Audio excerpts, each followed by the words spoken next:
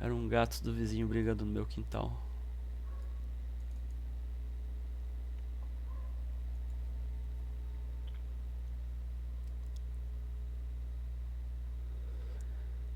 Então, voltando. E aí, se eu quero transformar 900 milímetros de mercúrio em Pascal,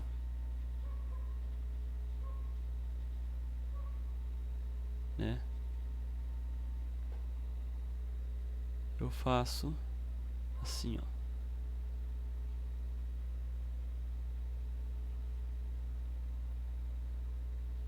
X.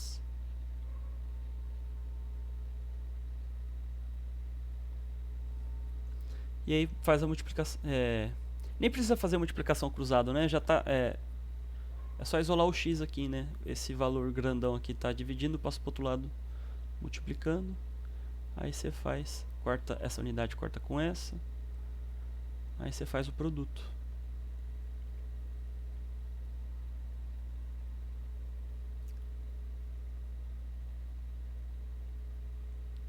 Bom, aí você põe na calculadora e manda ver.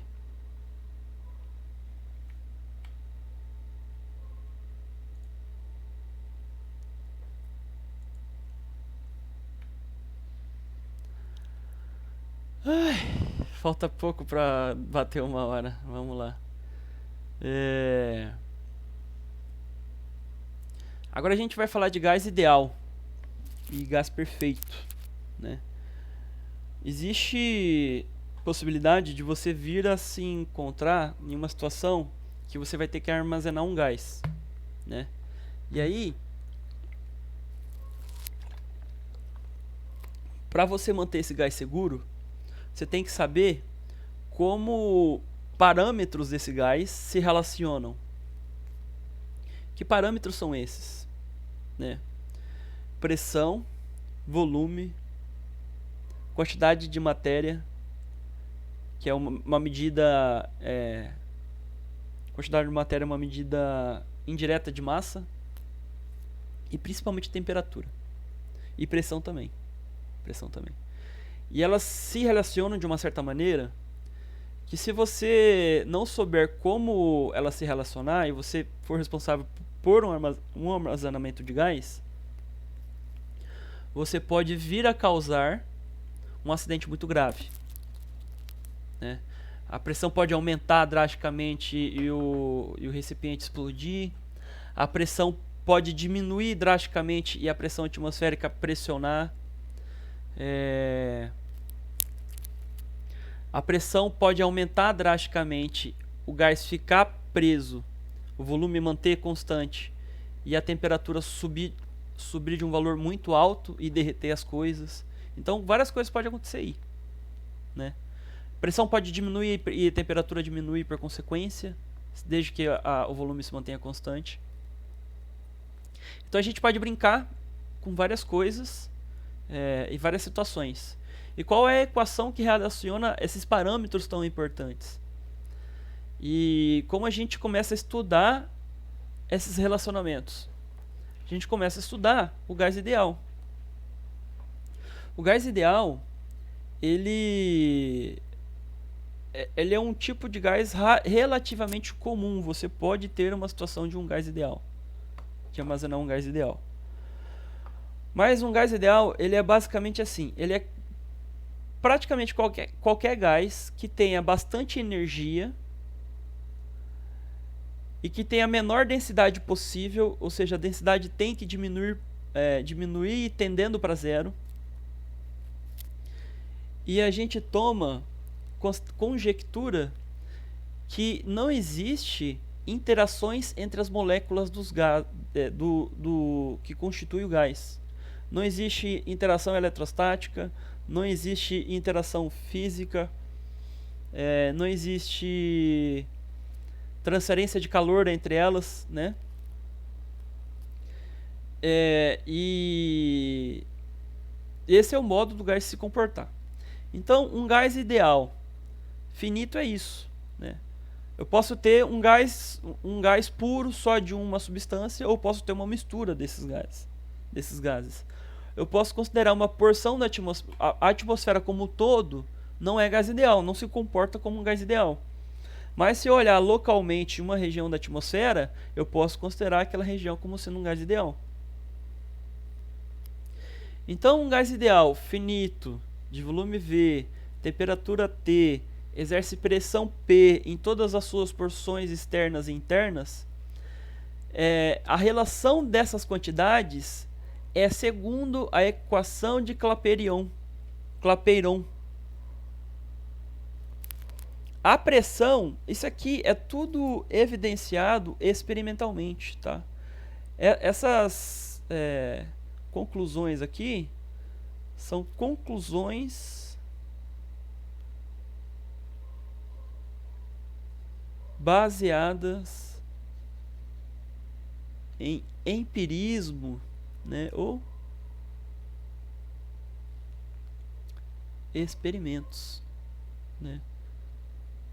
Então, Clapeyron e outros físicos, matemáticos, astrônomos da época deles, século XVI, eles faziam muitos experimentos com gases e eles anotavam a variação de pressão, variação de temperatura, volume, etc, etc. E aí, o Clapeyron descobriu que a pressão ela é diretamente proporcional ao produto da quantidade de matéria com a temperatura. Então, quanto mais matéria, mais pressão. Quanto mais temperatura, mais pressão. E quanto mais volume, menor a pressão. Ou seja, pressão é inversamente proporcional ao volume. Pressão é inversamente proporcional ao volume. E aí, condensando essa conclusão aqui em uma expressão mais matemática, eu tenho essa expressão aqui. P proporcional a NT dividido por V. Já que é proporcional, então existe uma constante de proporcionalidade que liga os dois lados da equação. Correto? Essa constante de proporcionalidade a gente chama de constante universal dos gases. E essa equação aqui, ela pode assumir outra roupagem, essa roupagem aqui marcada. Pressão vezes volume igual a quantidade de matéria, número de mols, a constante universal dos gases vezes a temperatura. E aí a gente pode brincar várias coisas aqui. Como varia a pressão e a temperatura quando... Como varia a pressão e a temperatura quando o volume é constante?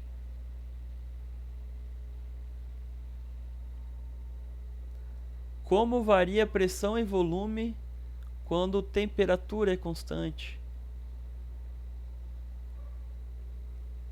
Como varia volume e temperatura quando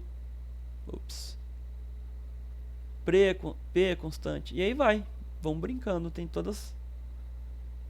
E os físicos fazem isso. Eles vão testando, ver o que acontece. N é número de mols. Um jeito de se calcular o número de mols é dividir a massa do gás, né? Você dá um jeito de medir a massa do gás. E dividir a massa do gás pela massa molecular do gás. E aí a massa molecular do gás é um cálculo, né? Um cálculo químico.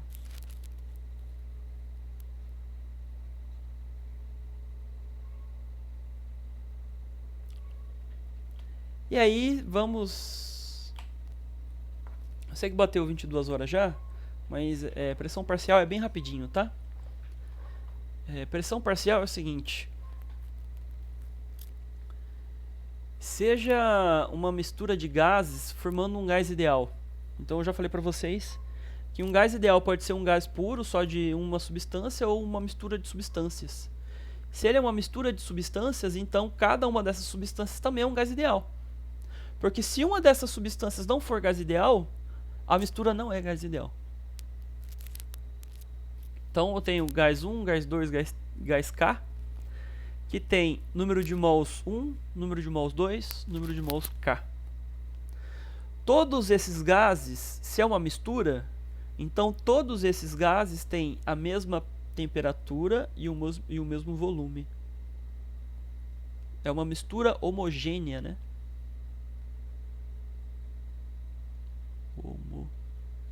Homogênea.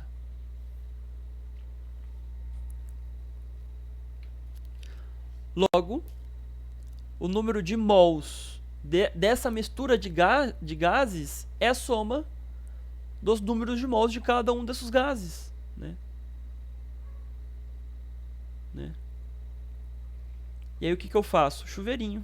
Chuveirinho nesse, chuveirinho aqui, chuveirinho aqui, chuveirinho aqui, para obter essa expressão matemática aqui. E olha só que eu tenho, a pressão total desse gás, dessa mistura de gases é N1RT dividido por V mais N2RT dividido por V, somando, somando, somando até o gás K, que é NKRT dividido por V.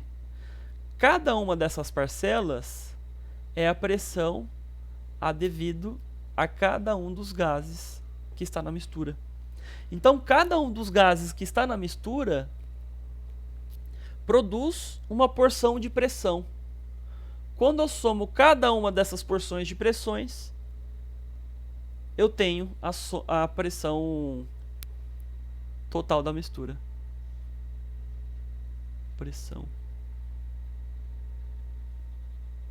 total da mistura. Agora vamos falar sobre os desdobramentos dessa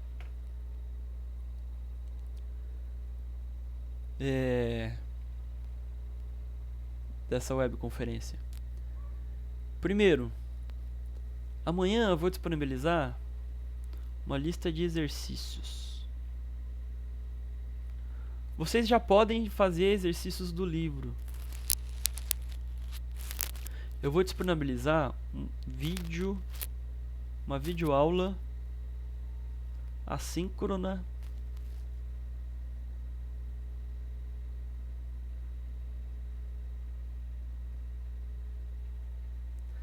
resolvendo exercícios. Esses são os desdobramentos. Vão sair todos quinta-feira. Sexta-feira,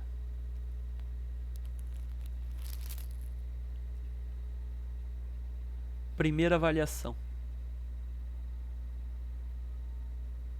Elas terão perguntas conceituais e perguntas de cálculo. Beleza?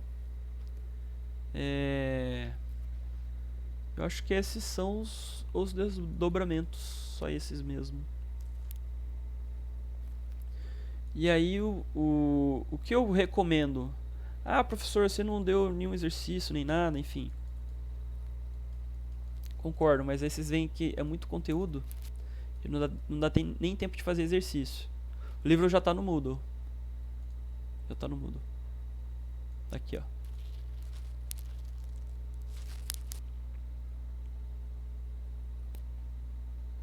Primeira semana, materiais didáticos, fluidos.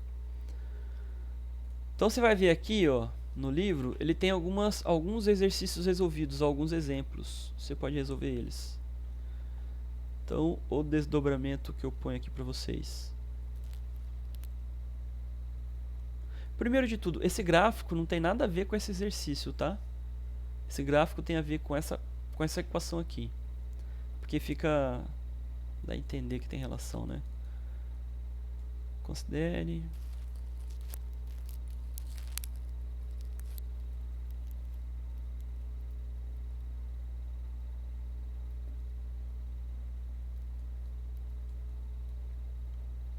você pode tentar fazer esse aqui, né? É um exercício proposto, ele não está resolvido, mas você pode tentar fazer. Eu vou resolver ele.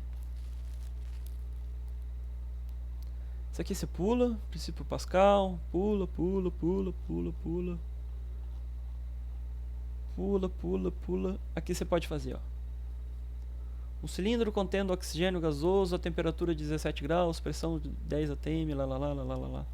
Você pode fazer ele. Eu vou resolver esse exercício também. Vocês viram aqui que tem mais coisa para falar, né? Só que eu não vou adiantar não. Aqui ele chega à conclusão que a pressão do gás, de um gás, por exemplo, eu tenho uma mistura de gases. Aí eu seleciono lá um gás que eu vou rotular como gás I. A pressão desse gás I é igual ao produto, a essa expressão matemática aqui, ó. Ni é o número de mols do gás I. N é o número de mols da mistura de gases. E P é a quantidade de pressão total. Essa aqui é uma equação interessante, tá? Eu vou explicar ela, não tem problema. Mas não é nada muito difícil, vocês podem fazer a leitura e fazer o exercício, esse exemplo 19.3 também, tá? Não tem problema não.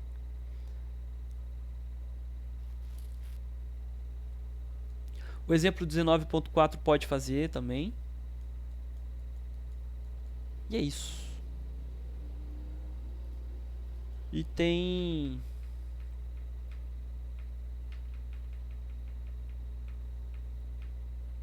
os exercícios aqui, ó. Já dá pra fazer esse 1. Esse 1 é fácil de fazer. Muito fácil. Né? Eu falei sobre... Eu tenho certeza... Eu tenho um ponto que eu falei nessa webconferência que vocês conseguem resolver. Não, não é fácil não. Vixe, ela não é fácil não.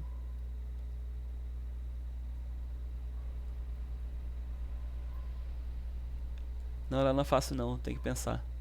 Isso aqui tem que pensar.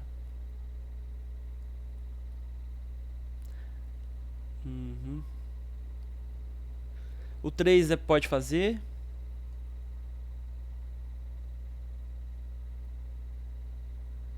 O 6 é difícil, mas dá pra fazer.